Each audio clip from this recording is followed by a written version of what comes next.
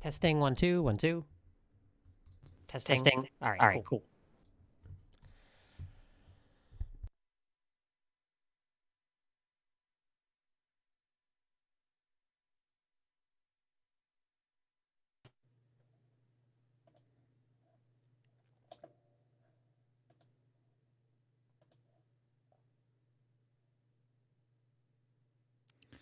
Oh, bugger. This doesn't work.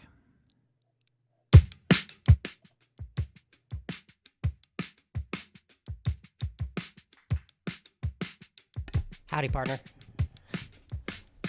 Oh, you're definitely.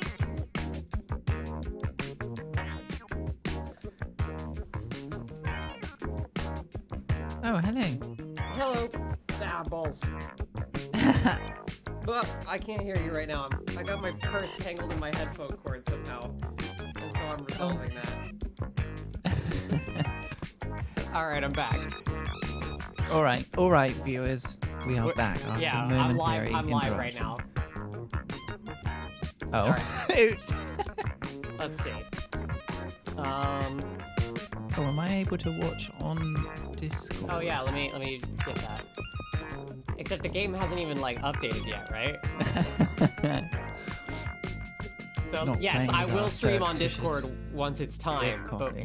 the update's not out yet. Oh, what a shame.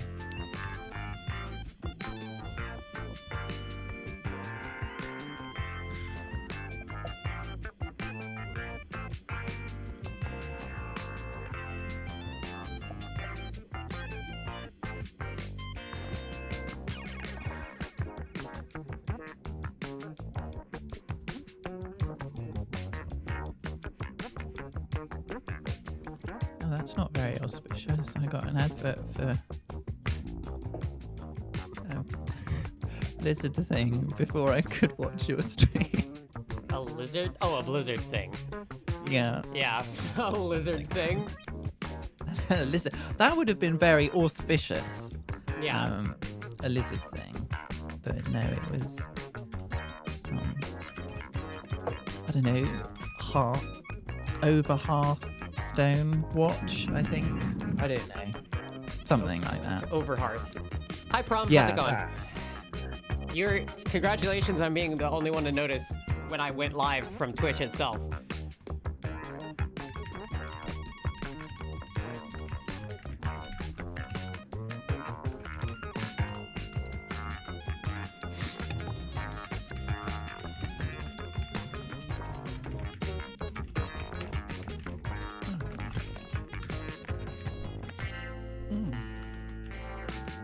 Oh, good. Very good.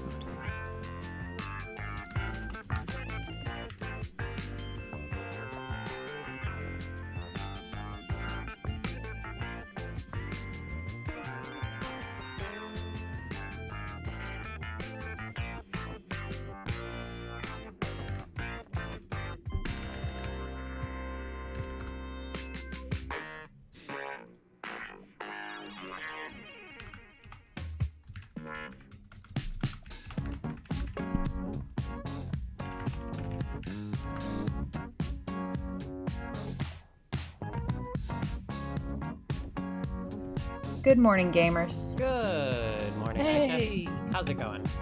I'm alright. What about you guys?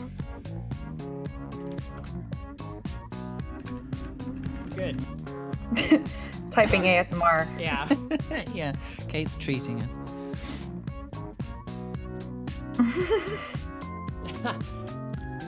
I'm excited. We're finally at volume 5. We've got to the trolls, the part which everyone cares about.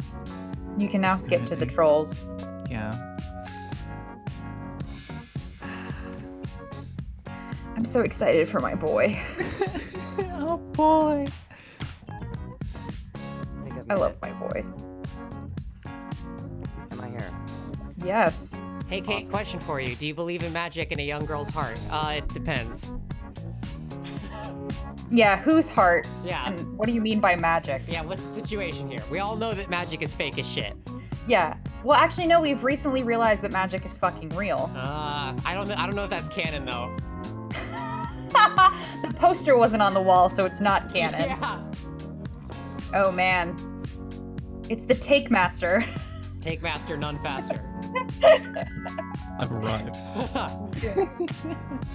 Shit, write that down. Alright, let me get my fucking Discord chat. I should have changed my name from Take Master.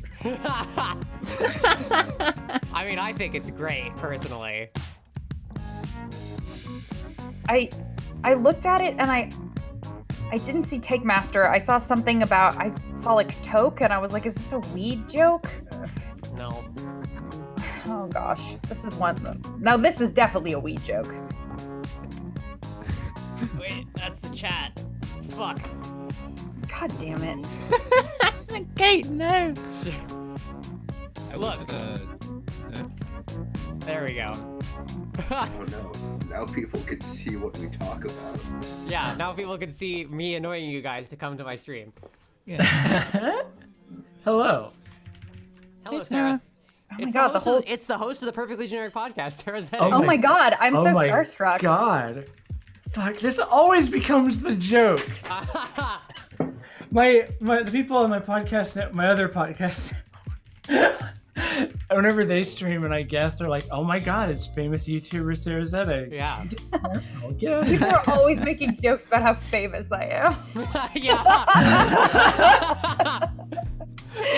I'm sure it's such a fucking burden for you, Sarah.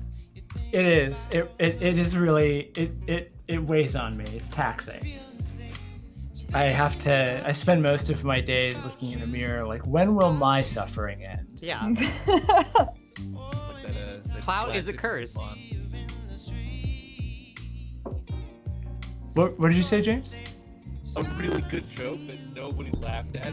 I couldn't hear it. It's because your audio is really bad. Again? Oh my god. How is it that, like, James has the best audio equipment of all of us, Yeah. and yet he's constantly cursed by Discord's connection? Yeah. I have good microphone, I just don't know how to use it. Oof. I probably should just be underneath a duvet or something, probably. Verify integrity of game files. Oh. I like integrity. Integrity? What's that? Yeah, I don't have any integrity. Pay me. We learned all about integrity last night at the Democratic debates. Topical humor. Yeah, that's what I'm about. Uh-oh. Bernie Sanders. I forgot that happened. I forgot Bernie Sanders happened too. He barely spoke the whole debate. He doesn't need to speak. It's like those videos of Luigi winning by doing absolutely nothing. That's how this Bernie primary is going. Bernie kind of does have a Luigi death glare. Absolutely nothing. Like the look on his face where, when Warren was like, I don't have beef with billionaires, and he just like had this like death glare. Come on. Yeah, we know, Elizabeth. We know. That's kind of the problem. Yeah. I mean, it was because Buttigieg was like, she's so mean to rich people. She's so mean to them. Nobody gives. Oh. Okay, all right, Mr. Fucking polling at 3%. I really give a shit what you have to say. The Homestuck epilogues poll better than you, asshole. Wow. I mean, I used to give him bonus points for having butt in his name, but he's just like he's like a limp. You guys should Cracker. put that on the back of the epilogue books. Polls Polls better than better. Pete Buttigieg. Yeah. That's not gonna. Well, What better? no one's gonna endorsement remember you that in need? like 2 weeks after it comes out. Yeah. Well, right now it has nothing on it. Like the authors are not even listed on it, so it came from space. Yeah. Ah. Who needs to credit authors when they're not white men, right? I mean, Amber's name isn't even on the cover. But it's the only So- name on the Amazon listing. Yeah, I know. Even though me and Jen both have Amazon pages.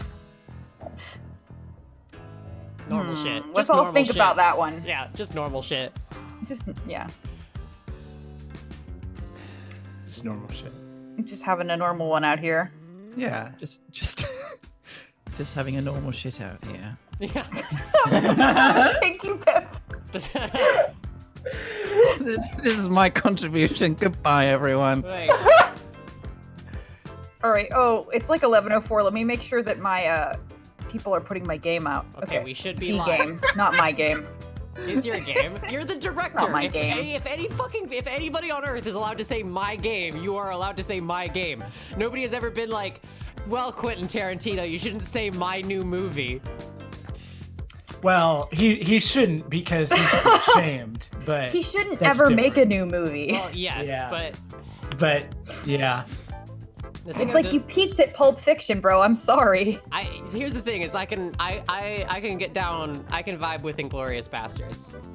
Yeah, that's fair. That's like the only Tarantino film I can stand anymore. Right, because it's about killing Nazis. Right. So like, You can't go wrong. at least you Yeah. you aimed your thoughtless violence in the right direction. Although there is some pretty upsetting violence against women, but Yeah, it but is it's a Tarantino it's, movie. it's narrative. Yeah, well, yeah, of course, but it's narratively justified-ish, sort of. I don't know. I love to narratively justify my violence. See, it's awesome in Homestuck because you can do violence against women and you don't even have to narratively justify it. The fans will just do it. Kate, I miss you on Twitter. I miss your hot takes. Well, my hot takes, they're exclusive now. You have to show up here. Wow, look at this. It's really here. Okay, let me fucking go live. Go live. My takes have had to get hotter. Yeah, right. I'm hoping that Because- everyone feels inspired by me leaving to be more of a bitch. My hot takes this morning were stop unsolicitedly calling me a MILF. I saw that. Yeah, that would be nice. That's generally a plus when people. I am not your mom. All right, which one are we doing If first? people on Homestuck Twitter want to call me a MILF, I will not complain. Yeah. All right. Well. Direct all your let's MILF do- attentions towards me, twitter.com/aromancery. Uh-huh. I think let's do Karkat because I think that narratively it makes more sense. Okay. I do not have the update yet. Oh, okay. I'm Well, let's wait streaming- for. I'm streaming from my thing. If you Oh, double okay. click on my name on Discord, you can see the live. Oh, awesome. Okay, so we're gonna have Case as Karkat. We're gonna have Pip as Kanaya, and if there's any other characters that show up, then we'll do it live. Can I narrate Karkat's route? Yeah. Hold on. Let me fucking find the. I don't know what's going on ever in my life. Hold on. I'm streaming to this voice channel. Okay. Sweet. Hell yeah. Okay, it's loading. Why is the air conditioning on in my apartment? Okay. Confident that your new friends are safely sleeping off a rowdy night full of snacks, video games, and taxidermy, you turn your thoughts to dreams. Jade's dreams. That fascinating shining place that feels familiar the way a dream does. Prospect feels like the place you should be right now. You've got a brand new Zap sense, and it hasn't failed you so far. It's allowed you to befriend several emotionally volatile teens in precarious home situations. These powers won't let you down. So you zap to the dream world. Turns out you can fly here. Rad. You drift around for a little bit, admiring the glittering towers, waving lazily to all the various dream NPCs, until you come upon a drone with an open window. Dome, not a drone. A dome with an open window. Inside, a troll boy with nubby horns and a silly outfit lies curled up in his dream bed, sleeping soundly. Aw, he looks so peaceful. You imagine that he is a very peaceful troll boy. Perhaps it should strike you as strange that you immediately know that this alien's race is, but nah, you don't have time for that. Abruptly, the boy vanishes. Oh shit! You follow him without hesitation. Zap! Luckily, your powers seem oriented to specific people rather than places. You figure it's because this is a character-driven narrative. You find yourself in a dim respite block. There's a bookshelf and a desk and clothes hung up on pegs on the wall, but instead of a bed, there's a small tub of green goo. What? The fuck? A gravelly voice tinged with mania crashes over you in a furious wave. You reel back from the onslaught. Every evening, I wake up to another glorious night of the universe applying its globes directly to my face in the most hilarious and juvenile way possible. I'm used to this, okay? I'm not saying this is anything new. But this is just next fucking level. Your eyes finally adjust enough to see the same troll boy from the dream world. He appears to have fallen asleep at his husk top. Some crumbs are stuck to his face where it had been pressed to the desk. He's got a zodiac symbol on his shirt. Whichever one is the sideways 69. Nice. And man, he is angry. Like, way angrier than a normal person. I stay in this crumbling excuse of a hive, rig this place with early warning system, and what's my reward? A deformed blue blood teleporting into my respite block like a fucking... You zap out of there because, damn, you don't know what kind of early warning systems he has, but whatever predators it's meant to keep away, all he'd have to do is shout at them. You appear on a nearby hill about 100 yards away from the hive. From the outside, it's large and leaning with square windows and an unnecessary number of balconies. Although, who are you to say what's necessary? Maybe this dude really likes balconies. He could probably use the fresh air. A couple of similarly large and lopsided hives scatter the skyline. Hives. You aren't sure how you know they're called that, but it feels right. Maybe because of the organic, insectile architecture, like they were grown instead of built. You clearly aren't on Earth anymore. The sky is black and the bushes are purple and there are 2 moons. Neither of them is your gold moon, though. You think maybe you should be freaked out by this strange alien land, but nah. You're a seasoned friend venturer by now. Besides, you like it here. It's comfortable. This is a pretty good hill. You sit for a while, thinking about the hill and this universe and your place in it, until the sun starts to crest over the distant horizon. Hey, idiot! The troll boy is leaning out his front door. You're sitting on the ground waiting for sunrise, so you're either a jade blood or a moron. And I know the only jade blood who lives outside the caverns. And she's a lot better looking than you. So what the hell? Who are you? You're not a troll. There's a substantial gap of grassy hill between the two of you, but you can hear him just fine. He has a talent for projection. You stand up and brush the dirt off your ass. He seems a bit less angry now. You gotta guide me to the bad ends. First. Bad end is zap right over. All right.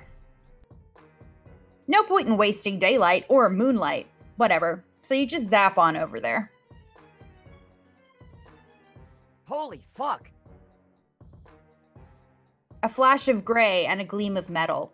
Bright, shocking pain opens up in the middle of you.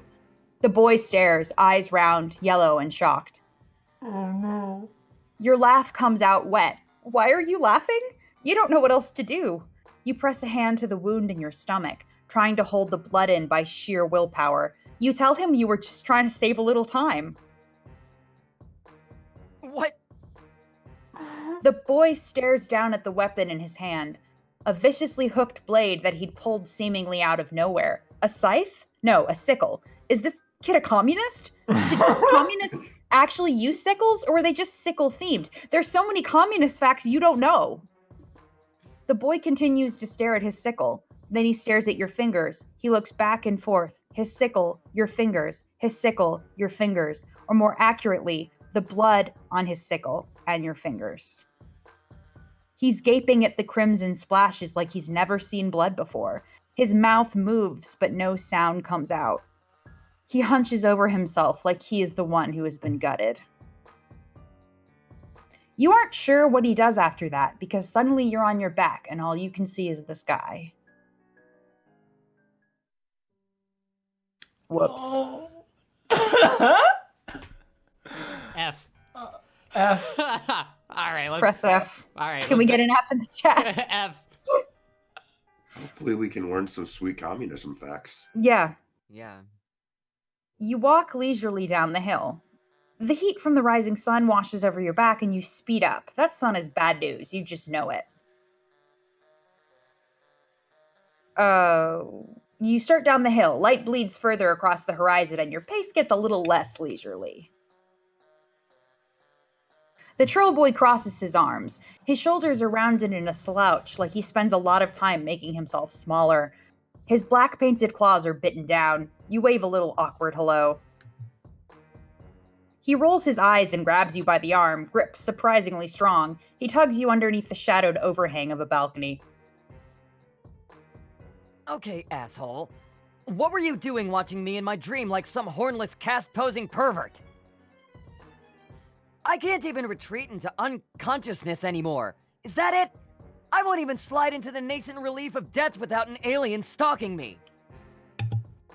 Did one of my friends put you up to this? Was it Solix? Everybody's favorite pastime. Make Karkat's life even more of a constant effervescent shit show. You tell him, Karkat, that it's not like that. You don't know anybody named Solix, and you didn't mean to be creepy. You just found him, liked how he looked, and decided to follow him home. Karkat's thick eyebrows creep upward. Okay, you know how that sounds, but you really didn't do it to be weird. You did it for friendship. You crave it like a mineral. Wow, very normal, Mr. Magic. Oh, but you are magic. Okay, maybe not you specifically. You don't want to brag, but you can do some pretty magic stuff. Karkat looks incredibly dubious, even more so than Rose had, who you might have described as politely incredulous. You consider explaining to him all that wild stuff that Jade told you about, games and destiny and such, but you really can't imagine that any of that has to do with this grumpy alien boy. What are the chances? You tell him you can prove it. You can bring him to visit one of his friends. You are so awesome at bringing friends together. You could visit Solix, was it? Karkat makes a noise like a tea kettle being punched. Hell no. That nook biter would self-immolate if I interrupted his coding. You wonder if that's a euphemism. Maybe Karkat just likes scare quotes. I don't have the energy to grub sit his freaky deformed bulges today. Okay, then where does he want to go? Does he have any friends? I wouldn't call him a friend exactly. More like an endless burden I've been cursed with by the slittering eldritch gods of the outer reaches. If I didn't occasionally check up on him, he'd space out so far he'd hit hard vacuum. How do we do this? You're actually not quite sure, but you don't want to backpedal and suggest to this cool, angry troll boy that you don't know what you're doing. Do I just... His hand kind of hovers near yours. hold on? You could hold hands, but you don't want to be too forward. You could also just hold him under the armpits. You think holding me under the armpits is less weird than holding Franz stumps? Yeah, sort of. Karkat puts an awkward hand on your elbow. Then he frowns and pushes up your sleeve, laying 3 fingers against your bare arm. You good, dude? Yeah. Sorry. You're just kind of warm. Thank you. You tell Karkat that he is very warm, too. Let's just get this over with. Try to aim for just outside his hive. His Lucis isn't around, and he's usually too stoned to even notice if the roof came down. But I don't want to startle him. Cool, here goes. You zap somewhere pitch black and immediately blunder right into Karkat. Oh my god! Could you keep it together for a single fucking glance, Nugget? You aren't in Karkat's hive anymore. You appear to be in the void. Cool. The what? Let go of me. You tell Karkat that he is actually the one still holding on to you. He makes an angry noise through his nostrils and releases you from his clammy grasp. He moves away from you and collides with what sounds like about 17 mops all banging into each other and clattering to the ground. God fucking... Something smashes. Slurry guzzling! A shower of little noises like marbles over hardwood. What even is that? A light. Oh my god, that's a great Malenko cover. Holy shit. A light finally pops on above you. You appear to be in an alien broom closet with, like, alien cleaning supplies, you guess. One of the bottles just says Clen written on it in permanent marker. You ask Karkat if he meant to transport the two of you into a closet. A bucket rattles as he kicks it. He yelps and jumps backward onto your feet. What the fuck, Makara? You bottom-feeding asshole? Your personal habits are almost as disgusting as your pan-rotting purple words. Why is your paling equipment mixed in with your scrub poles? Did you figure nobody would notice? Surprise, Nooksucker! I noticed! What in the hell? Karkat breaks off, and after a moment you realize why. Heavy footsteps shuffle closer. Someone has heard the absolute rumpus tantrum that Karkat's kicking up. Oh shit, here we go. Um, I got this. I'm in. Oh, hey, hold up, my brother. I'm hearing something in the scrub cubby. Some squeak beast what's all got itself trapped. The door opens a crack. Karkat grabs your arm again. Oh, fuck. A shadow looms on the wall, wild hair and tall horns. Oh, fuck me. Karkat squeezes your arm so hard it hurts. Oh, fuck, oh, fuck, oh, fuck, oh, fuck. The door opens a little wider and you feel wetness on your arm where Karkat's claws have drawn blood. The door creaks and you panic. You both crash down to the floor together in Karkat's respite block. Karkat's little horns jab you in the side. What the fuck was that for? Why did you do that? Because Karkat was freaking the fuck out and you were worried the two of you were in danger, and there was some menacing asshole saying creepy stuff outside the closet door? That is a complete mischaracterization of the scenario, and I'm totally disgusted you'd even bring it up.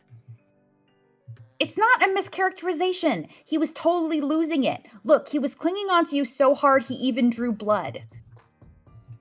You show him your clawed up arm. Karkat's reaction is immediate and overblown, which you are beginning to gather isn't out of character for him. He starts vigorously examining himself. He appears to be checking for injuries. No, you insist, he's not the one bleeding. You are. He's so covered up in jeans and sweater that you have no idea how he'd got cut in the first place. What?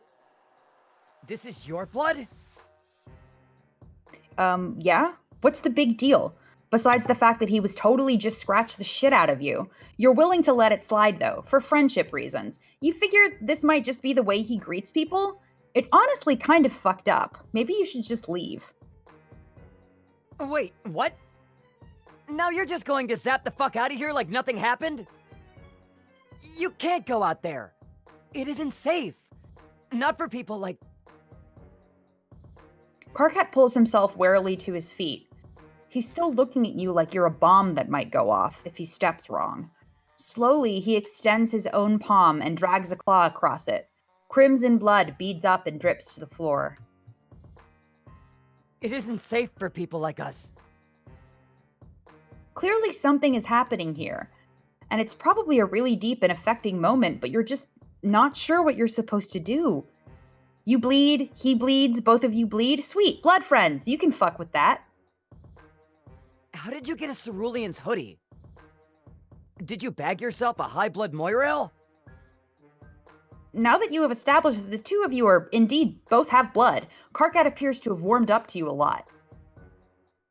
He even offers you something called grub juice, which you're pretty sure is just Coke, except not as sweet. It's almost a little salty. You take tiny, polite sips and then pour it into a dead plant as soon as Karkat turns his back.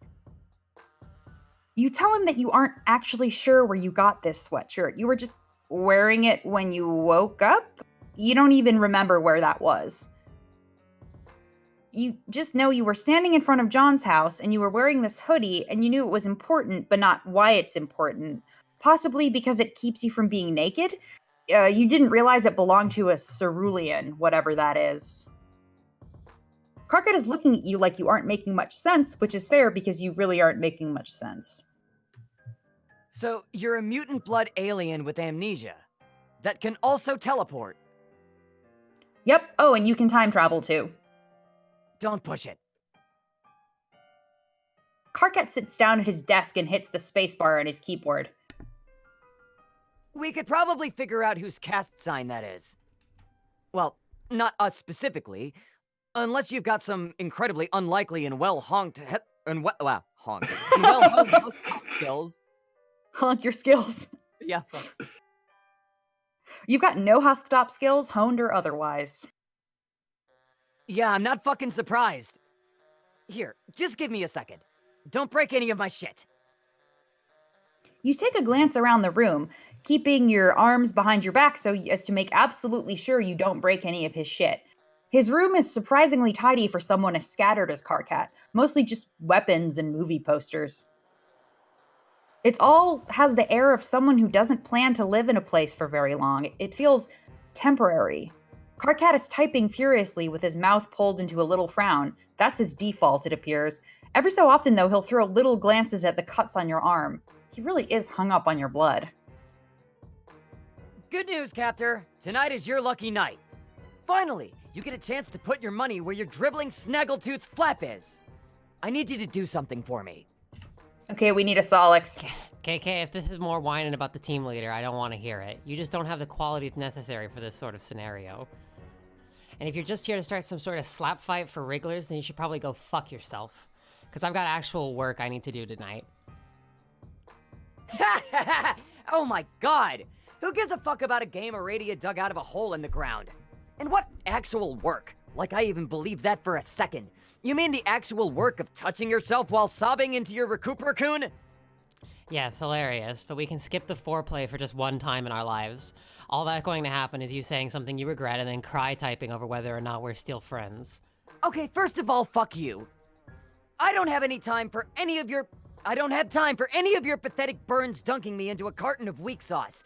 There's actual, real serious shit going down. Well, now that we've wasted like 2 minutes telling each other how busy we are, what the fuck do you want? I need you to check something in the Imperial database for me. Cast records. And I want you to do it without asking me why I need it. Deal? Wait, what the fuck, KK? Absolutely no deal. You didn't even try to make a deal. You just told me to do something incredibly illegal and dangerous. Why do you need cast records? You think ancestors are bullshit? Ancestors are bullshit. Fake night dream nonsense for kids who hate themselves and want to experience a connection to something better than they are. Face the facts, bulgeweeds. There's no way any of us are descended from anybody that matters. Then why the hell do you want me to risk getting cold for records if it's a bunch of bullshit that doesn't matter? I might have a death wish, but I'm not suicidal. So either tell me what crawled up your nook and laid eggs in there, or let me get back to work. Okay, fine. I'm only telling you this because we're friends and I trust you. There's this person in my hive. Person. Yeah. They aren't a troll, but they aren't a drone either. I figure they're an alien. But they've got a cerulean sign, and we're trying to figure out where it came from. Wait, they aren't a troll, but they're a cerulean? Sorry, KK, I'm trying to wrap my pan around this, but I'm pretty sure you're fucking with me. Oh my god. Could you just run this? Give me a second. Okay, nobody's had this sign or cast name in a while. Ask your new alien friend if they know the name Adalov. Hey, do you know... Oh, what the fuck? You step back from where you've been reading over Karkat's shoulder. You couldn't resist. He was just getting so heated and mad, banging on the keyboard and making weird little growly noises. You think you can just... Karkat goes absolutely silent. He's rigid. If he'd been a cat, his hair would be standing straight up. You ask him what's wrong, and he shushes you so loudly you almost fall over from shock. You strain, and in the distance you think you can hear a strange staticky whirring. Suddenly, Karkat explodes into motion, grabbing your arm and pulling you out of his respite block and down the stairs.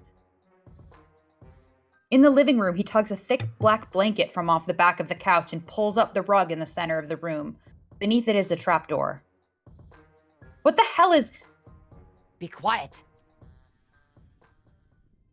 His movements are quick and panicky, but also methodical. His jaw is set and his eyes are hard as he unbolts the trapdoor, gives it a hard yank to loosen it, and props it open.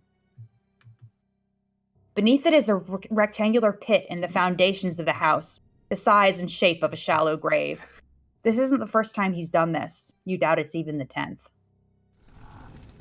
So far, Karkat has struck you as a little bit ridiculous, but now there's something fierce burning in him, something angry and distilled. The sound comes again, closer this time, and you see a hulking shadow out the window, huge and menacing and armored.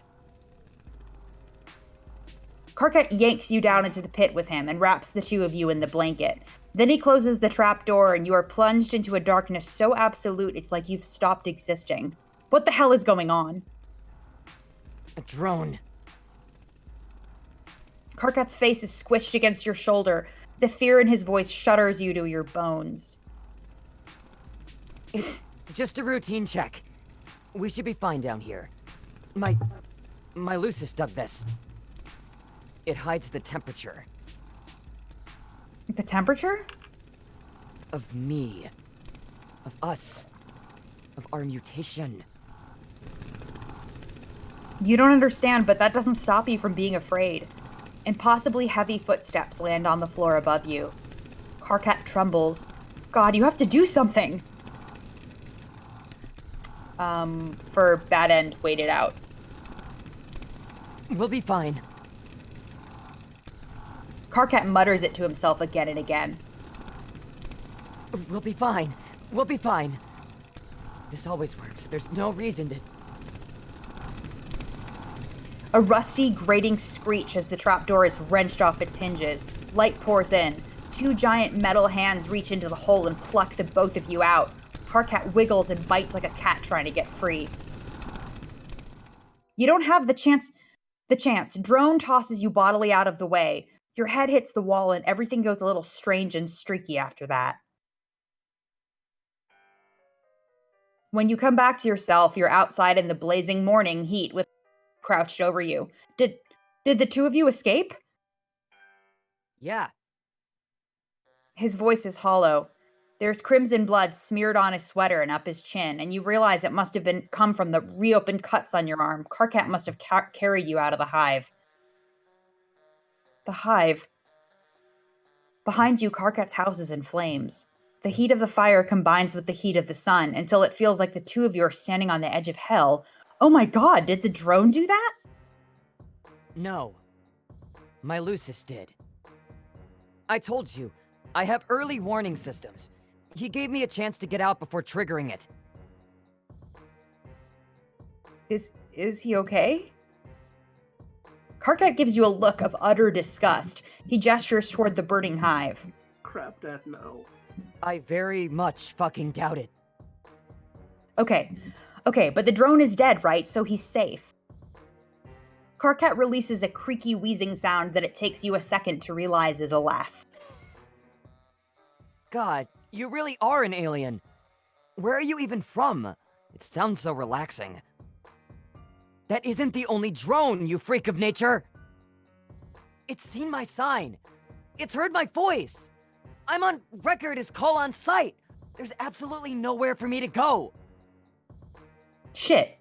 Okay, well, what about his friends? You really don't think Karkat is in any sort of state to make decisions, so you make an executive one for both of you. Also, it's hot as shit out here, and your delicate skin is already starting to burn. What had that friend's name been? Solix? You take Karkat's hand, because the two of you are beyond holding each other under this point. You appear in a residential street in a city, and for a second you think you might have traveled in time as well. It's night again suddenly, but then you look up and see the strange purple-blue glimmer in the sky. It's still day, but there's some sort of atmospheric shield between the killer sun and the city. You wonder why there isn't one over where Karkat lives. Maybe it's too far out in the sticks.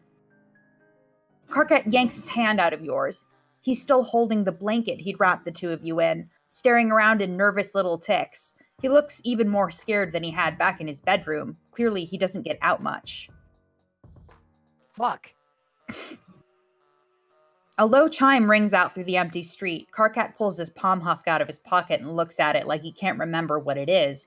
Like everything normal has been wiped away and all that remains is the frozen horror in his eyes. KK, what the fuck? I just saw your name come up on the feeds. What did you do, you fucking idiot? You're gonna be a Thresh-ecutioner. You can't just start showing up on coal lists. I didn't do anything. Solix, there's some stuff about me you don't know. KK, what the hell? Okay, well, first of all, I'm right outside your hive stem. What?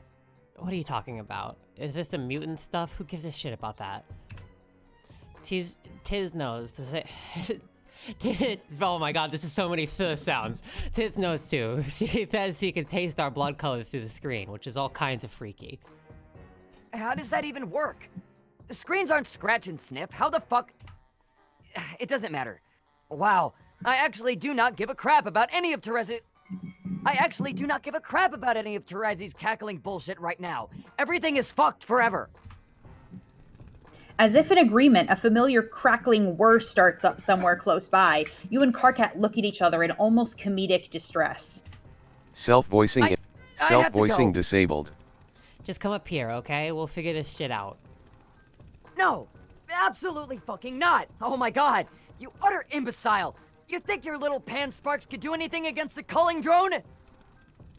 I know you have a death wish, but I'm not going to assist you in hysterical shit-fit suicide. You don't know anything about me or my death wish, KK. Come upstairs. No. Don't make me tell you how much I hate you. Karkat throws his palm husk at the pavement, shattering the screen. Tears drip off his jaw in blurry streaks of red. Get me out of here. And don't you dare ask me what's wrong. You don't. You get him out of there. 2 all over. Locale to locale. You take a grand tour of Alternia, a place you shouldn't know the name of, but you do. And everywhere you go, you hear the telltale grating whir. Karkat was right. Wherever he goes, the drones follow. After a certain point, it just becomes routine. You teleport to a random location and the two of you sort of loaf around until... By the time the sun starts to set, you are both so exhausted you have zapped all over the planet. You find yourself back on the grassy fields, most likely somewhere near Karkat's demolished hive. Smoke hangs fetid in the evening air. Karkat's eyes are dull, his hair a tangled mess of curls so thick they look like twisted wire. I figured out why the fucking thing didn't work. What thing? He shakes the blanket, which he's been holding on to all day, the last remnant of what was most likely just now a smoking wreck. With 2 mutants in there, we're too warm. Years of perfecting my hiding like an oink beast from the slaughter technique, and it's all decimated by some clueless asshole in a hoodie. Just Karkat out here having a normal one. Getting fucked up by the waste chute by the inexorable march of fate in the universe. I meet someone with the same disgusting deformity as me, and they immediately ruin my life! This is why I don't let people into my hive! Karkat. There's so much hatred wrapped up in his voice and his words, and you don't think it's hatred for you. You ask him what you can do. You want to fix this. I think you've done enough. Karkat bundles himself up in the blanket, even though it isn't cold. He turns away. Holy shit. Wow. Oh. Wow. Karkat! I love my son. Jesus Christ. I had to make him suffer, but I love him. Suffering's kind of runs in the family. That was Yeah. fuck. That was You could say fantastic. that. All right, let's do this other end. We're fucking Flee. fleeing. So you're a Alright. pretty tolerant kind of dude. You're generally down for whatever, But lying in a shallow grave while a troll boy digs his nubby little horns in mechanical monster stomps around upstairs, that's a lot, even for you. So you really do the only thing a responsible friend can. You get your friend the fuck out of Dodge. Hey, we need a John and a Dave. I'll do John. Why not? Okay. It was I'll really be cool Dave, of I Jade to guess. have us all over. It felt like a birthday present, kind of, especially since all the other presents got lost in the mail. Actually, the only one that didn't get lost was a little monsters poster my dad got me. He gave it to me a week early, almost like he knew that something weird was going to happen to the rest of my gifts. Sure, yeah, I'm happy for you, dude. Cool that your dad got your unbelievably cavalier shit to you before it got thrown in the little garbage where frankly it belongs. But why are you wasting any part of our valuable word count babbling about your fucking little monster poster? Who actually cares? I don't know, I just figured some people might want to know about it. I'm smiling so hard right now. Thank you for this. Thank you so much. This is a complete coincidence and has nothing to do with any Oh. full disclaimer. Oh, hey. Dave and John are propped up on the futon, gaming the way only bros can game, i.e. with several bags of chips and a mostly empty 2-liter bottle of Mountain Dew on the couch between them. Yeah, dog, saving room for Jesus and snacks. Oh, hey, Mr. Mailman. You wave hello and try to catch your breath. You're a little unbalanced from the brutal shift between being buried alive to a chill Texas day with just a couple of guys being dudes. Wait, how did they even get back from Jade's? Oh, right. Yeah, it turns out her dog can teleport. Wow, right? Who knew? I don't think Beck can time travel, though. So don't worry, you aren't going to be out of a job or anything. And I'm probably going to ask you to zap me back to my place before my dad realizes I've been gone so long. I don't think he'd call the cops on you, but I just want to be on the safe side. Dad Egbert said, fuck cops. Yeah? BTW, who the fuck is that? And is he like, okay? Oh yeah, Karkat. He's currently curled up on the ground with the blanket still wrapped around him. He's breathing very heavily and sort of clutching at the carpet. You lean down to make sure he's cool, while telling Dave and John that he's an alien from another planet. You figured you'd bring him here, since shit got a little too hot back in Alien Land. Oh. Dope, I guess. Hey, dude. Wait. He's an alien? Like, a real alien? Yeah, John, Jesus Christ, look, he's got little horns. Yeah, I can see that, but come on, aliens? Oh, so this is where you draw the line.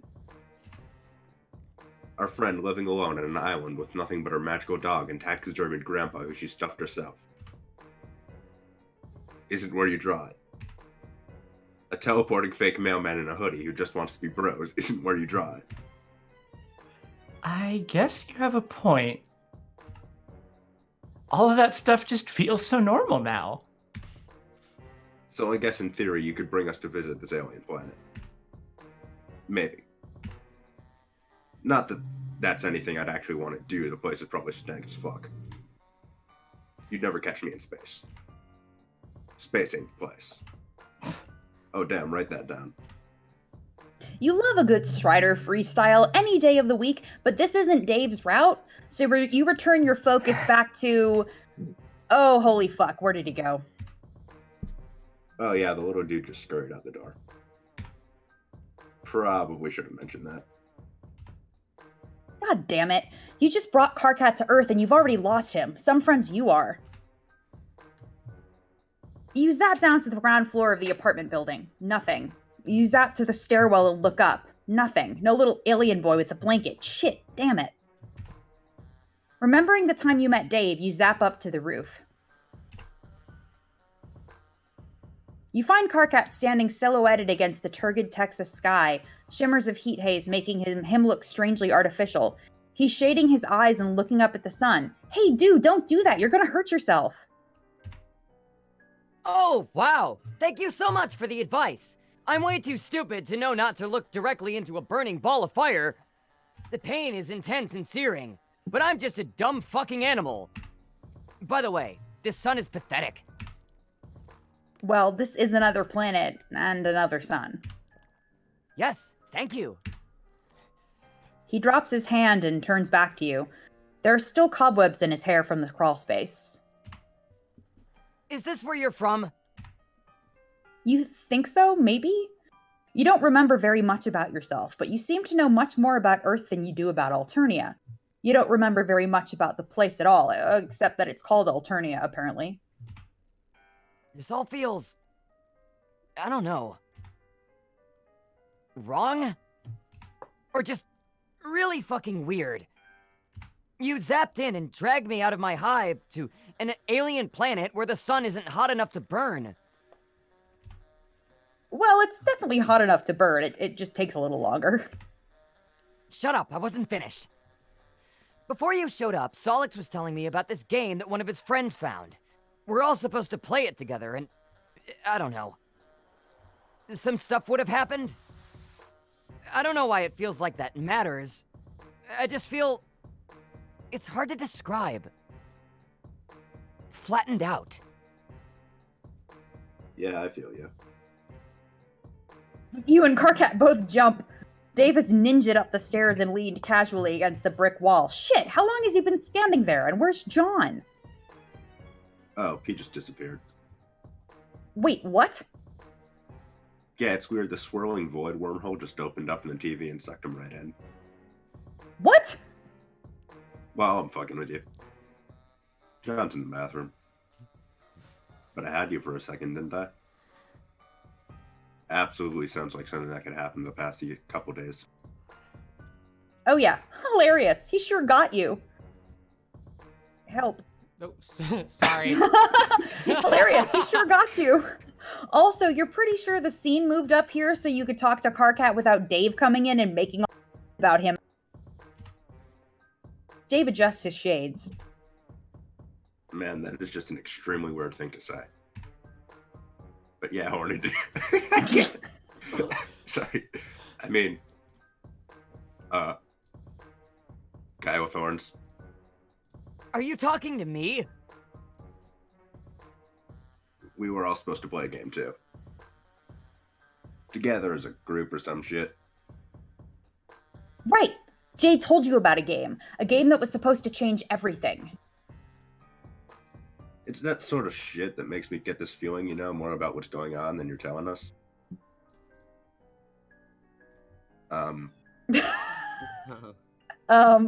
Rip. What? Wow. Did it The stop? your The your stream's stream gone. just God damn is it. dead. Hold on one sec. The game is ruined. The game was going to change everything. All right, there. Not yet. Okay. You swear you don't. You have no idea what any of this is happening or maybe not happening. That's just some stuff you seem to know, but not until you absolutely have to. You're just sure that it's very important that you brought Karkat here. Why? How the fuck do I have anything to do with these hornless freaks? Standing right here, bro, my god. But yeah, that's a pretty good point now that I think about it. You said it's important for you to bring him here, like here specifically? To my apartment? Yeah. Why? You aren't sure? You just have this intense feeling that it's imperative that the two of them are friends. Alright. Weird, but alright. Great, dude. You have a plan, he told you?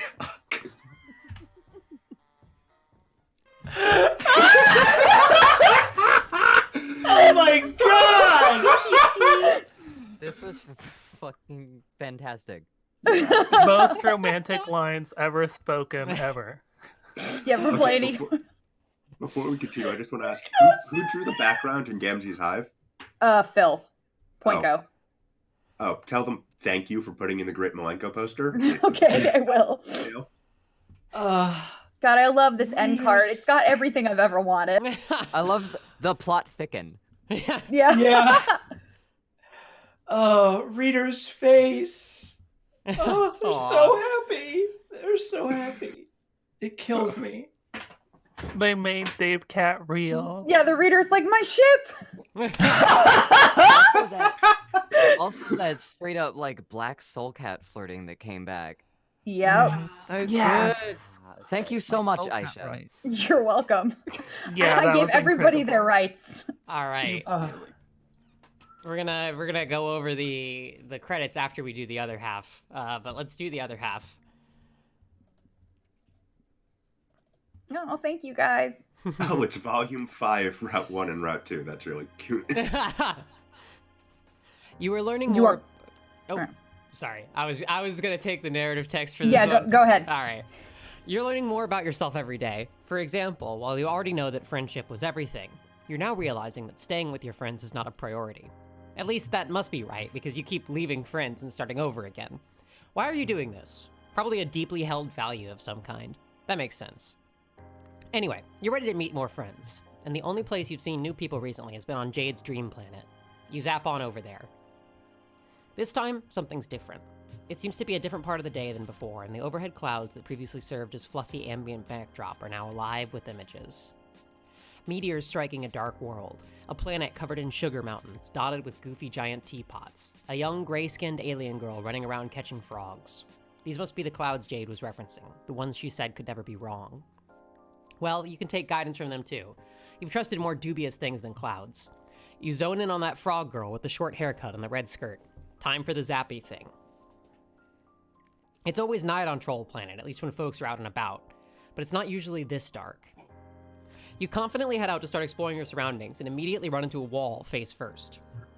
Okay. You're getting your bearings now. You've ended up in some kind of closet. You refrain from making a hackneyed joke about it. They probably don't even have that cultural metaphor here. And the noise you made elicited an answering yelp of surprise in the room outside. You hear footsteps approaching you, and then someone yanks the door open. Hello? What the fuck? Opening the door has allowed a beam of bright sunlight to fall across your face. You feel instinctively that this light is something to avoid. You hold your hands up to shield your face, and then remember that your hands are also made of skin, and whimper. The heat is doing its best to fry you, like a vampire in a movie. You're sure that idle thought will not end up having any relevance to this troll girl's story whatsoever. What are you? Did you just wander in here, or like... What? Something like that, you tell her, cringing away from the light. You get the feeling this girl is not going to fall for the old mailman gambit. Mail troll? You tell her you know one of her other friends. Who? Wait. Is it Karkat? Yes. I knew it. He makes friends with all kinds. Well, I obviously can't kick you out right now. You don't seem to be able to handle the sun. So I guess you better stick around until at least nighttime. You could easily zap to nighttime, but this is giving you an in, so instead you agree. No problem. You can just hang out in this closet. It's fine. It's a lovely closet. I know we just met, but you are being kind of weird. You hope it's the kind of weird that eventually becomes charming. You don't say that though, just think it. You know the barrier between your words and thoughts is ambiguous at best, but for real. Anyway, you have no obligation to skulk around in my wardrobe-ifying assets chamber. I have a solution. Pulling the shades, maybe? No. Why would I deprive my plants of life-giving sunlight for a fragile-skinned creature I've never met before? It is another solution. A minute later, you're dressed in a floor-length gown of emerald velvet with long sleeves, a high neckline, and a dramatic hood to pull over your head. The dress does nothing for the heat, but it effectively shields you from sunlight. There you go. All swaddled up like a baby, you joke. The troll just gives you a level look. Clearly you've stumbled on a cultural misalignment. Even though she's the one who hasn't even heard of a baby, she stares at you until you start to feel embarrassed for knowing things that she doesn't know. She is very good at staring contests. What an amazing potential friend. Now out of the closet, you now know that joke won't land either. You look around the room. It is indeed covered with plants, as well as colorful bolts of fabric and half-finished sewing projects. Unlike Rose's knitting disarray, it does not give the impression of someone who has difficulty finishing things. This troll's room gives the impression of someone who enjoys, even excels at having multiple irons in hot places. Or at least she thinks she does. She seems to have just been on her computer thing when you zapped in, because her chat client is flashing insistently. You try to peer at the open window, but she hits a button and makes the projection disappear, a delicate green flush rising to her cheeks. No need to look at that. Guiltily, you remember spying on Rose. When she called you out, you thought for a second that your chances of being her friend had run out. Like if there was a universe where you became her friend and one where you didn't, you'd stumbled clumsily into the wrong one. The bad one, if you will. But luckily everything turned out fine. Maybe you could get away with it again. Plus, this troll doesn't even know about your powers yet, not like Rose did. She would have no reason to suspect you. Aysha, do you remember which way to go for bad end? F. Sorry, hold on. What is the bad end? The first one? Magdalena's here. It's don't spy on her. Don't spy on. Hi, Magdalena! No, even if you don't get caught, it's just not a good way to begin a friendship. Much fairer to start on even footing. Besides, you already have an in. You ask the troll how she knows Karkat. She looks bored by this conversation starter. Sorry, but I was actually kind of busy when you came in. I'm not going to consign you to a fiery death outside in the light, but I would appreciate some personal time. Sure, you say. Of course. The troll gives you a suspicious look until you turn away enough that she can be assured of privacy. She goes right back to chatting with her friends. After a while, she gets up and starts working on a dress she's sewing. She keeps getting frustrated, ripping it out and redoing it to get it perfect. She's not being rude to you, but she's ignoring you. You attempt to engage a few more times, and she keeps answering politely, but she just refuses to be pulled into shenanigans from which a lasting friendship could form. After several hours, the sun slips below the horizon and leaves the world in twilight. The troll girl yawns. Well, it should be safe for you to leave now. Goodbye. She nicely but firmly directs you out the door. Shoo. God, her face! Just What face is that? Oh my god! It's a face of just disgust, I think. All right, let's do some let's do some spying. How dare you? You excuse yourself to the, you don't know what they call it here, the necessaries. You wave your hand in a vaguely embarrassed way and the troll gets it. Out of her sight, you zap back to a few minutes ago, just outside the door to the room you're in now. You wait until you hear the thump of yourself arriving in the closet and the troll abandoning her desk. Then you quickly zap into the room and read her current chat. It just cannot escape my notice that the last 3 times you've contacted me, it was to ask if I've finished your dress yet. Under these circumstances, I find it trying to believe that you want it for no particular reason. I wish you could just tell me why it's so important. Vriska! Okay. Ah! Sorry. Who wants to be Vriska? I can.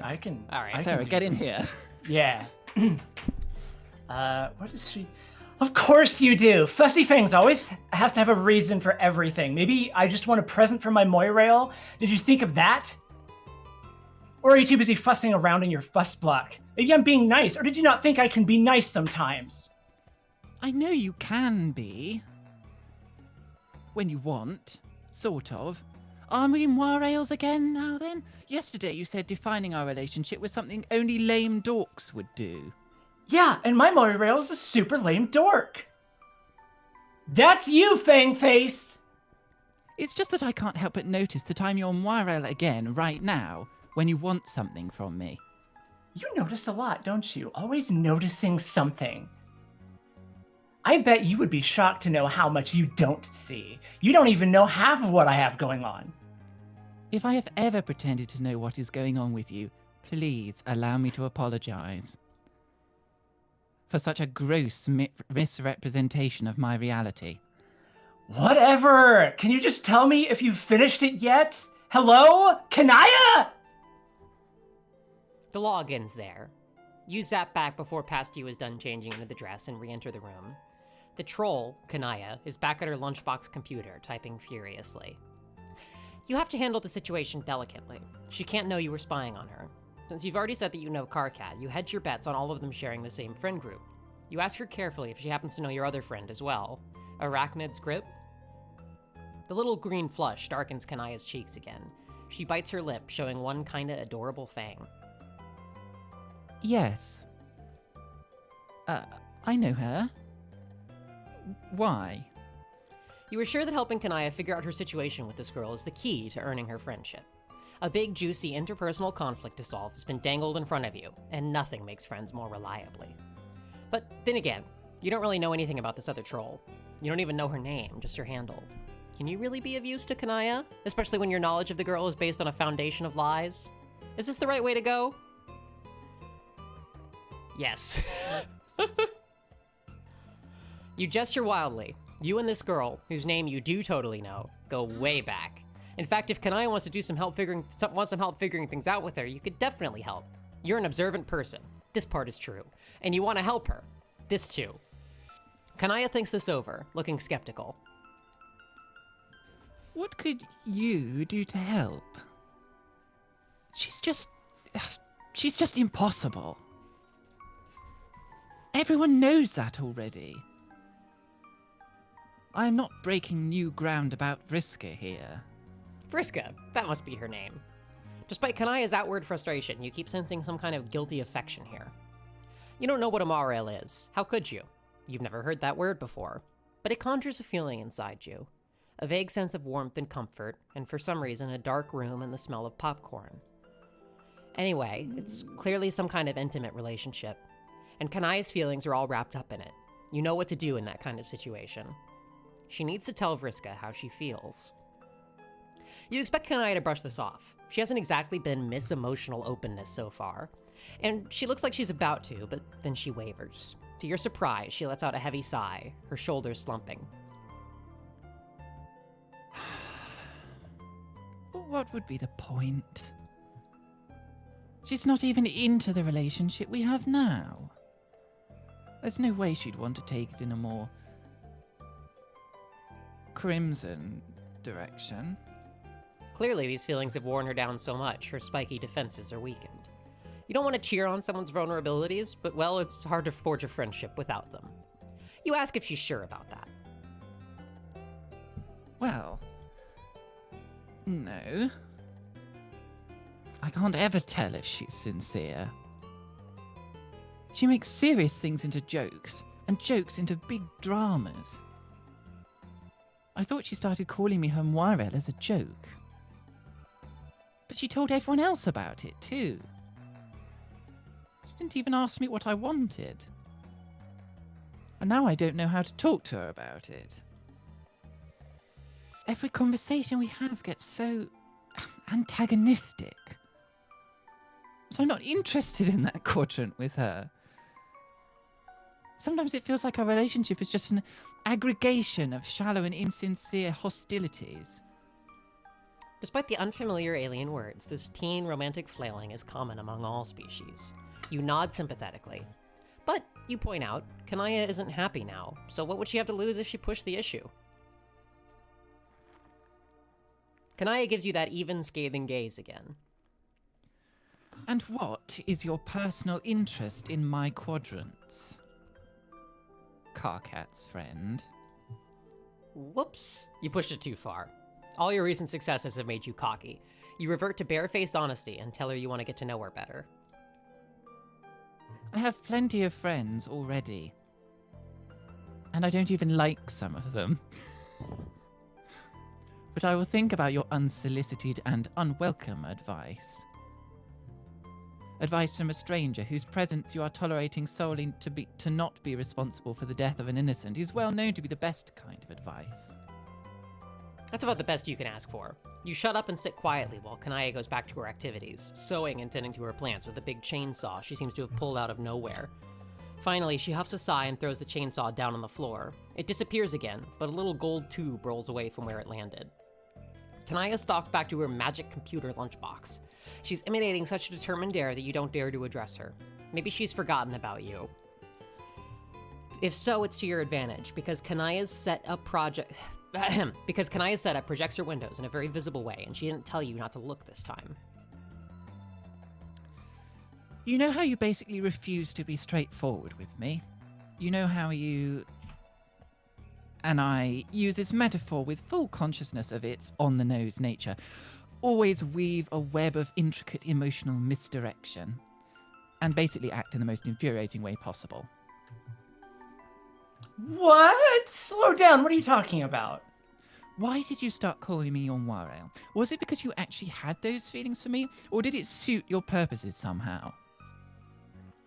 What if I started calling you my mate Sprit? Would that make it reality? Is that how it works? You just say things and assume they will happen like you said it instead of talking about it with the other person involved.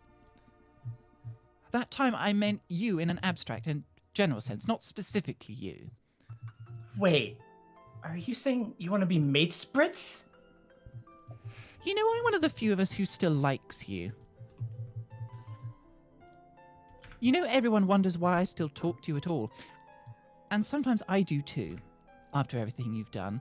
I think in this situation, the evidence for strong concupiscent feelings on my part is compelling.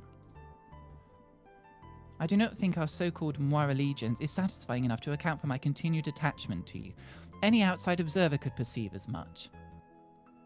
Wow! I think there was a confession somewhere buried under all that insulting language. You know what, Meanie Fangs? Let's do it. Let's be mate Sprits. Do not mock me. I'm not. Jeez, do you see how unfair you're being? Vriska, be more straightforward. Vriska, talk clearly about your feelings. Define our relationship. Then when I do it, this is what I get. Let's flip red. Why not? Wait. Really? Yes! Kanaya slams the lunchbox shut and turns to you. She's even more flustered than she was before, and you can't tell if she's freaked out or thrilled. Maybe even she doesn't know. Listen. I have to go somewhere. You can let yourself out, right? Do not steal anything from me.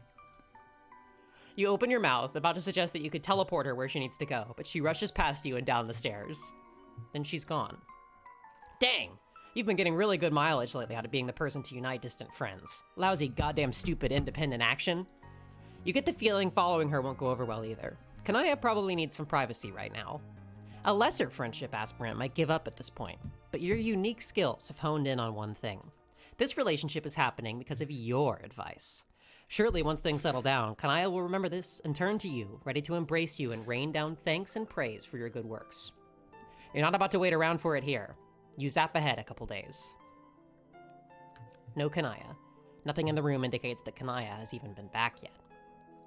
You try a couple days more. Still no Kanaya. You zap again. Now you're a week out, and the brown edges on some of these leaves suggest that Kanaya's been at her new girlfriend's house this entire time. You're about to give up when you hear a door slam downstairs. Kanaya storms up the winding staircase, stopping dead when she sees you. Oh, great, just what I need. Someone I don't know here in a delicate emotional time to witness my compromised state. Whenever I'm on the precipice of romantic disaster, I always think to myself, I wish a deformed stranger was in my house, refusing to leave, just to bear witness to my inelegant suffering. Okay, wow, that was harsh. You're beginning to think your strategy is not going to pan out. Never one to be deterred easily, you cautiously ask her if she wants to talk about it. She puts her face in her hands. You know what? You are probably the only person who thought this was remotely a good idea. And therefore probably the only one I can complain to. Everyone else saw this coming, I'm sure. As outcomes go, this one was not particularly stealthy. When she looks up, she doesn't even look angry anymore. Just upset. Oh no. I do not know why I thought that in becoming my mate Sprit she would somehow start acting differently than the way she always has. Relationships are hard. Relationships are hard and nobody understands. Well, no. I mean, they are a very common form of social interaction. I think most people, especially past the age when their genetic contribution is legally required, understand. Or face certain culling. Okay, never mind that. You were trying to do a thing and it clearly didn't work. So things didn't work out with Vriska. You could say that. At first, it was everything I wanted. She's right, you know. She can be nice sometimes. But then she just started ordering me around. Like I had to do what she said just because I was her mate spirit. Like maybe the reason she agreed in the first place is because she wanted that leverage. You know she's upset, but she isn't getting visibly emotional. Instead, as she talks, her eyes narrow and her voice grows icy with anger. She grows very still, her muscles held taut. And she kept trying to use me to get back in with our friends who sensibly dropped her already. Like Karkat and Terezi. Although I can't believe I still have any cash with them after so obviously taking leave of my senses enough to date her. Even Terezi wasn't stupid enough for that. It felt like she just wanted me to like her so she could exploit me. Maybe because she doesn't have enough other friends. So she had to get the most out of me. Her voice is trembling with anger now. Jeez, that's rough. Honestly, it sounds to you like Kanaya dodged a bullet. When you first saw that Kanaya had a crush on this girl, you kind of assumed that someone as composed and rational as Kanaya would be drawn to someone who would compliment her well. But you've just watched her walk into a train wreck. Well, encouraged her to. It's probably good she broke up with Vriska. I didn't.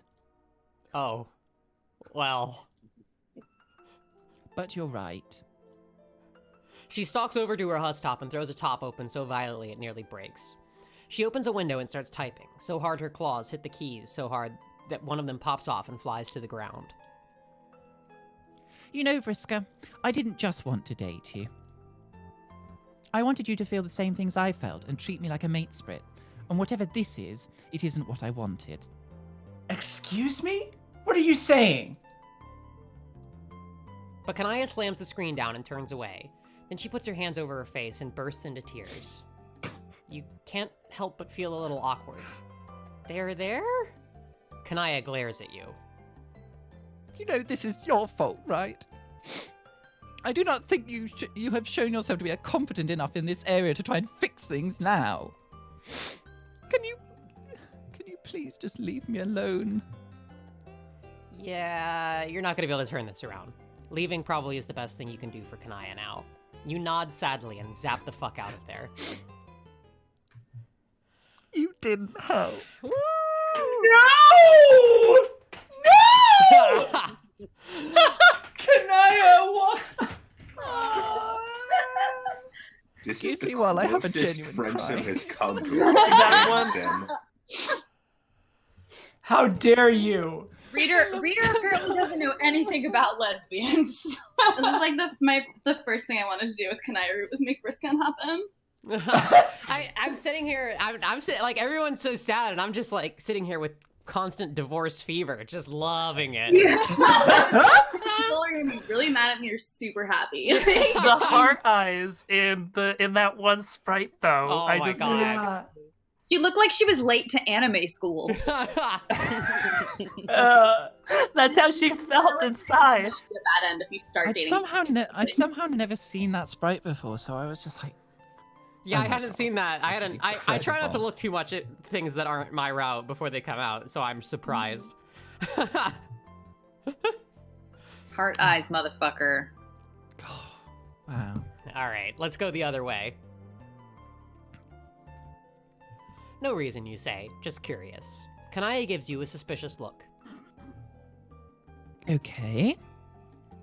Well, I'm kind of in the middle of something. You can just while away the time until it gets dark. Sure. You watch her for a few minutes as she finishes up her conversation, and then starts working on things around her room. But having seen what you've seen, you're determined to find some way to help her. If you can't fix her interpersonal problems, maybe you can figure out something else she'd enjoy. Filled with investigative spirit, you start to gather evidence. Snoop. You start to snoop. Spying got you this far. Spying is great. Fucking, I want investigation progress meter pops up in the top right. You rifle through Kanaya's bookshelf. She has a number of sewing pattern books, which you assume must have some kind of whimsically gruesome twist congruent with the rest of the world building on this planet. But pretty much just look like sewing pattern books. There's not one thing on this shelf in your own language. It's not a book, but a stack. Sorry, there is one thing on this shelf in your own language. It's not a book, but a stack of printed out pages bound together in a distinctly homemade way. It says Spur Beta Walkthrough at the top and is covered with familiar erudite prose. You're pretty sure the events described in this document never happened in the timeline you're currently making, but maybe whatever source Kanaya got this from is not bound strictly to one timeline. There are a number of books featuring shining white figures, mostly women, with prominent fangs and variously colored blood dripping from their cruel and elegant mouths. They are all dressed in an explosion of brightly colored fabrics. Something about their sparkles strikes you as deeply, strangely familiar. You must just be thinking of vampires. There's no reason you would know anything about whatever the rainbow blood imbibing troll equivalent is. Most of these covers feature a swooning troll of varying genders, clearly about to have their throat torn out sexily. Many of the rainbow vampires are being menaced by brave heroes, all wielding chainsaws. A loud buzz makes you look up. You can't help but notice that Kanaya is tending to her topiaries with a large chainsaw of her own. Okay. You're putting this all together.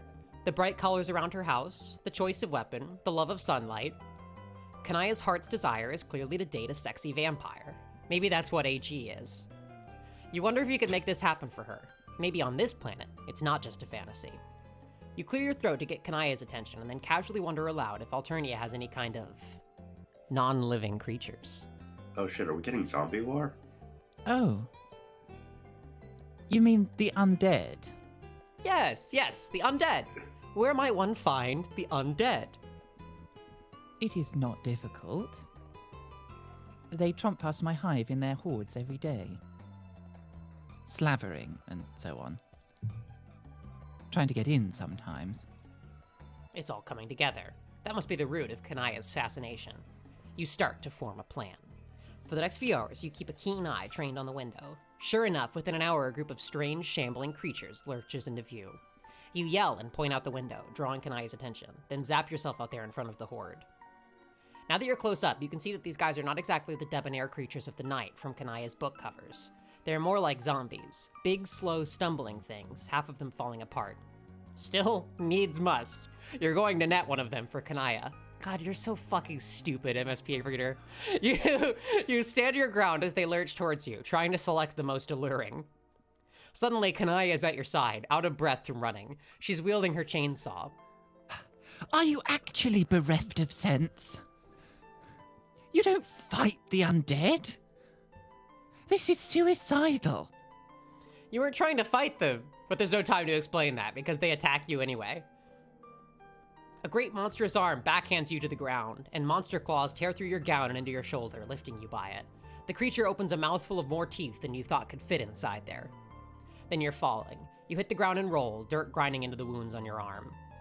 The top half of the creature lands next to you, twitching slightly. Kanaya's chainsaw gleams with its black blood. She twirls and bisects another undead thing, but then a third bear hugs her from behind and lifts her, its maw opening wide. You scramble to your feet and throw yourself at Kanaya, grabbing her kicking leg and squeezing your eyes shut to concentrate. You zap. Please don't let the monster have come with you.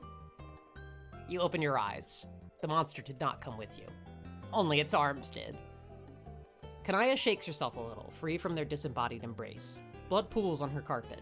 She does something to get rid of her chainsaw, and suddenly she's holding onto a tube of lipstick, which she opens. She slicks a fresh coat of black onto her lips. You slowly catch your breath. You're about to offer an apology, but something makes you pause. Kanaya is staring at the pools of blood. She cautiously, guiltily, leans down and swipes a finger in the mess. Then she brings it to her mouth and delicately licks. Blah! She makes a face and spits the blood out. Then she looks up at you, flushing emerald with embarrassment. Oh, you think you made a mistake. Kanaya doesn't want to date a vampire. She wants to be a vampire. Pretend you did not see that. You smile cautiously. It's okay, you tell her. You're embarrassed. You embarrass yourself by your foolish actions. Yes. Why did you do that? Also, how did you teleport? We will be coming back to that one. Do not mistake me. What's up, P-Brain? Do you teleport? But I can't understand why anyone would run straight into a horde of undead.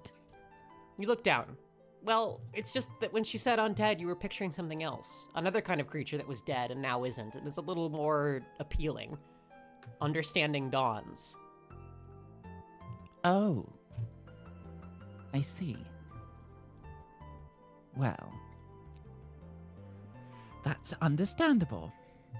Vampires are just so cool. They're so cool and hot, and it would make sense for anyone to want to be one. I don't know what a vampire is. But I believe that we are on the same page. Maybe I misjudged you. Perhaps you have greater intelligence and finer taste than I originally inferred. No, they don't. Maybe, you say. And you bet anyone with taste would find Kanaya's daring, unconventional aesthetic intriguing. Even someone like the tentacle therapist. Kanaya freezes. What? How do you... Did you just... I mean... Who is that? I mean, She clears her throat uncomfortably. Whoever that is, I hope you are right. And also, well... She looks embarrassed again. Thank you for saying so. You nod, wondering if you should say more. But you should keep that friend's secrets, just like you're going to keep Kanaya's vampire fantasies secret. Because that's what friends do. No! Oh, my heart. So we can teleport Karkat to Dave's apartment, but we can't teleport Kanaya to Rose's house? Yeah, it's because Homestuck is fucking predicated on edging lesbians at all times. Oh no! I just love Kanaya so much. Your right. Kanaya is so lovely, Pip. Oh, thank you. All right. Fucking director, Aysha Farah. Aysha also wrote Karkat. Magdalena Clark wrote Kanaya. That's me. Gina Shekon did the character sprites for Karkat and Kanaya. The background for this volume was by Phil Gibson. The ending illustrations also by Phil Gibson. UI designer David Turnbull. Audio director James Roach. Let's see. Karkat's theme Crustacean was by James. Toby Fox did Kanaya's theme, Darling Kanaya. That's Shout out to Toby. Yeah, shout outs to Toby. This is actually a new mix of it that loops. So that loops a little better. So that's a fun one for y'all music nerds out there that want a slightly different version of Darling Kanaya. And Mint Chipleaf and David Turnbull did the programming. All right, sick. That was fun, guys. Yeah, that was great. That was amazing. I didn't think like doing shit for like Homestuck fan visual novels like back in the day. I would have never thought I'd be on like a launch stream with an official Homestuck visual novel voicing Karkat. This is crazy. We're in the shit timeline in a lot of ways, but this is the good part. Oh yeah. This I is the try real, not to think about real it too much Homestuck because then I hours just stare at my timeline. hands and wonder what I'm doing with my life. Also, we should say like Sarah and I are going to talk about the Kanaya route later today on Pigeon Pod. Yeah. So Oh yes. You should if anyone has any questions about that, they should send them in so we can talk about it. Yeah, I'm gonna hold Magdalena's feet to the fucking fire. Yeah, right. She needs to answer for a handful of crimes. Yeah, right. Absolutely. I'm expecting some real tough questions about Vriska, Sarah.